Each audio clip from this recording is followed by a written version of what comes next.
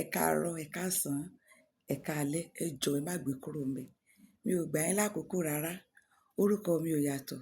Tiyín ní tòótọ́, Tejuice Glorious TV. Ẹ gbọ́ ohun tí Bíbélì wí. Ọ̀rọ̀ kan ni mo mú tọ gbogbo wa wá.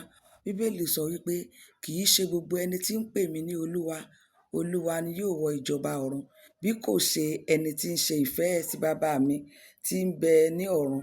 Ọ̀pọ̀lọpọ̀ ènìyàn ni yóò wí fún mi ní ọjọ́ náà pé, Olúwa, Olúwa, àwa kò ha sọtẹ́lẹ̀ ní orúkọ rẹ̀, àti orúkọ rẹ̀ kí a fi lé ẹ̀mí èṣù jáde, àti ní orúkọ rẹ̀ kí a fi ṣe ọ̀pọ̀ iṣẹ́ ìyanu ńlá. Nígbà náà ni èmi ó sì wí fún wọn pé, èmi kò mọ̀ yín rí. Ẹ kúrò lọ́dọ̀ mi, ẹ̀yin oníṣẹ́ ẹ̀ṣẹ̀.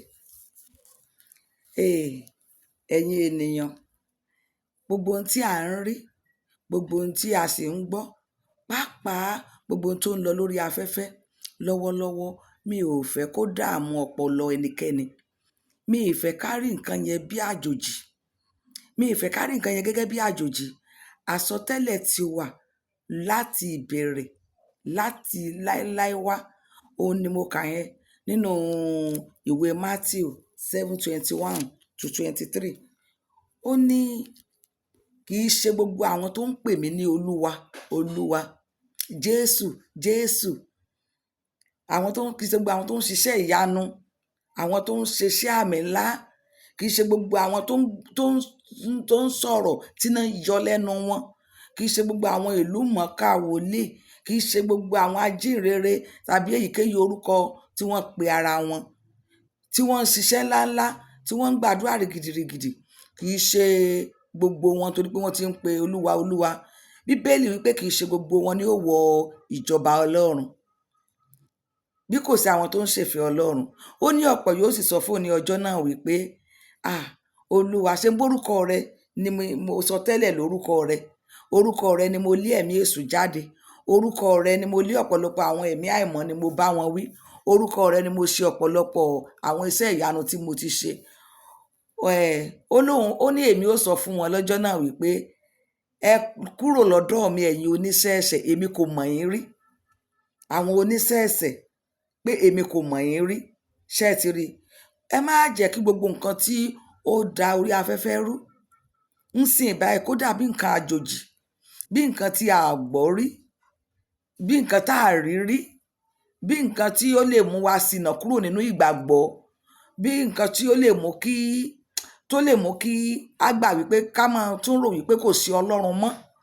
Ẹ má jẹ́ kí gbogbo nǹkan tí ń ṣẹlẹ̀ lọ́wọ́lọ́wọ́ yìí, ẹ má jẹ́ kó dàbí nǹkan tí a lè sọ wípé kò sí Ọlọ́run mọ́, wípé tó lè dá wa padà kúrò nínú ìgbàgbọ́. Ẹ má jẹ́ kí ìyẹn ò tí ì tó nǹkan kan nínú eléyìí tó lè dá yín padà kúrò lójú ọ̀nà ìgbàgbọ́. Ó ní kì í ṣe gbogbo àwọn tó ń pè mí ní Olúwa, Olúwa.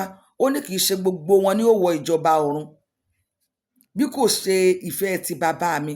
Torí pé àwa ń pè èèyàn kan ní prophet, a ti ń pè ní pastor, à ń pè èèyàn kan ní evangelist, à ń pè ẹnìkan lólùṣọ́ àgùntàn, gbogbo tó wù ká máa pè wọ́n, bá pè wọ́n ní pope, ká pè wọ́n ní reverend, ká pè wọ́n bishop.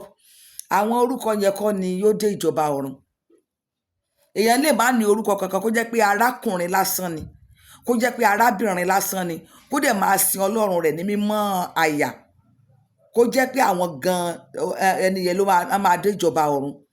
Nítorí pé wọ́n ti wá jẹ́ wòlíì, doctor, reverend, pope, nǹkan kan, gbogbo ẹ̀ kò sọ pé máa dé ìjọba ọ̀run. Ó ní ọ̀pọ̀ yóò wí fún mi ní ọjọ́ náà wípé, ṣebí lórúkọ rẹ ni mo sọ tẹ́lẹ̀, lórúkọ rẹ ni mo lé àwọn ẹ̀mí àìmọ́, lórúkọ rẹ ni mo lé ẹ̀mí èṣù jáde, orúkọ rẹ ni mo ṣe gbogbo deliverance pátápátá ni mo ti ṣe, orúkọ rẹ ni mo fi ń ṣe gbogbo wọn. Ó lé mi ó sọ fún wọn wípé, ẹ kúrò lọ́dọ̀ mi ẹ̀yin oníṣẹ́ ẹ̀ṣẹ̀, èmi kò mọ̀ yín rí. Mo wá rọ̀ wá, mo bẹ̀ wá. Ẹ̀yin fans mi nìkan kọ́ ni mò ń bẹ̀, gbogbo ojú tó ń rí fídíò yìí ni, gbogbo ojú tó ń rí fídíò yìí ni mo bẹ̀ pé gbogbo nǹkan tá a wá ń gbọ́, ò bá àmọ́ jẹ́ ẹlẹ́sìn kìrìsìtẹ́nì, ṣùgbọ́n ìgbàgbọ́ tó o ní sí Ọlọ́run mi ò fẹ́ kó yẹ̀. Then gbogbo ẹ̀yin tẹ́ sì jẹ́ kìrìsìtẹ́nì, gbogbo eléyìí tá à ń rí kò mú kí ìgbàgbọ́ wa ó yẹ̀ tàbí kó dá wa padà kúrò nínú Kristi rárá.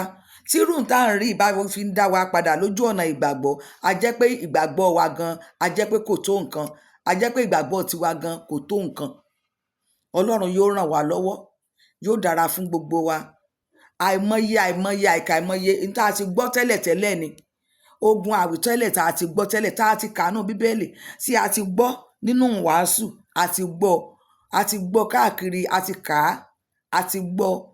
Orúkọ Jésù Kristi ń sìn, ó tà ju kòkó lọ, ó tà ju cocaine lọ, ó tà ju gold lọ. Kò sí nǹkan ọrọ̀ ajé tó wọ́n ní àgbáyé tó ti jẹ́ yí pé ó tà láyé tó tà tó orúkọ Jésù. Orúkọ Jésù ló tà ju.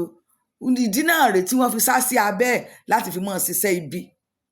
Ká bá gbà wípé nítòótọ́ Jésù Kristi ọmọ Ọlọ́run ni. Kò sí agbára kan tàbí òrìṣà kan tàbí àwọn òjíṣẹ́ kan tí wọ́n ti fi orúkọ rẹ̀ parọ́ tó ti tà tó ti Jésù. Kò sí o, kò sí tó ti tà tó ti Jésù, irọ́ ni. Òun náà ṣe ń sá sí abẹ́ orúkọ Jésù tán fi ń ṣiṣẹ́ ibi. Ó ní èmi ó sọ fún wọn wípé ẹ kúrò lọ́dọ̀ mi, èmi kò mọ̀ yín rí, ẹ̀yin kí ni o, ẹ̀yin oníṣẹ́ ẹ̀ṣẹ̀. Ẹ kúrò lọ́dọ̀ mi, èmi kò mọ̀ yín rí, ẹ̀yin oníṣẹ́ ẹ̀ṣẹ̀. So tá a bá dẹ̀ ti ń rí nǹkan yìí, nígbà tí ẹ̀yin bá ti rí igi ọ̀pọ̀tọ́ tó ń rúwé, ká ti mọ̀ wípé àkókò ẹ̀rùn ṣe kí ni, ó ti súnmọ́ etílé. Èèyàn lè sọ tẹ́lẹ̀ báyìí lolúwa wí sìn, kẹ́ ẹ tún jọ pàdé inú ìpàdé òru. Inú ayé la wà. Èèyàn lè ṣe deliverance tó ń sìn, kó kúrò ní stage, kó tún lọ sínú ilé, kó ṣe èèpà ìmọ̀lẹ̀. Ó ní ó ń fẹ́ ìtọ́jú ńlá, ó ń fẹ́ ìtọ́jú ńlá. Ẹni bá ń pe Jésù Jésù tó tún ṣe èèpà mọ́lẹ̀, ó lárùn ọpọlọ. Orí wa ò ní yí, orí wa ò ní dàrú. Kì í ṣe gbogbo àwọn tó wà lójú títì táyé yà ní wèrè, gbogbo wọn kọ́ ni wèrè. Bí kò sí àwọn tí wọ́n tún ń pe orúkọ Jésù, tí gbogbo ayé sì mọ̀ wọ́n mọ Ọlọ́run, ṣùgbọ́n tí Ọlọ́run ò dá wọn mọ̀, tó yẹ pé ọ̀tọ̀ ni ohun tí wọ́n fi ṣe ìgbẹ́kẹ̀lé. Ọlọ́run yóò ràn wá lọ́wọ́. Èmi ni tiyín ní tòótọ́, Teju's Glorious TV. Mo kí gbogbo ẹ̀yin fans mi, mo kí gbogbo ojú tó ń wò mí, mo kí gbogbo ẹ̀yin tẹ̀sẹ̀ ń darapọ̀ mọ́ mi fún ìgbà àkọ́kọ́, wípé yóò dára fún wa o. A ò ní dẹni ìtanù lọ́dọ̀ Ọlọ́run o. A ò ní jẹ́ ni àdánù, a ò ní jẹ́ kúrò lọ́dọ̀ mi, èmi kò mọ̀ ọ́ rí. Ọlọ́run ó mú gbogbo wa délé. Good day and happy new month.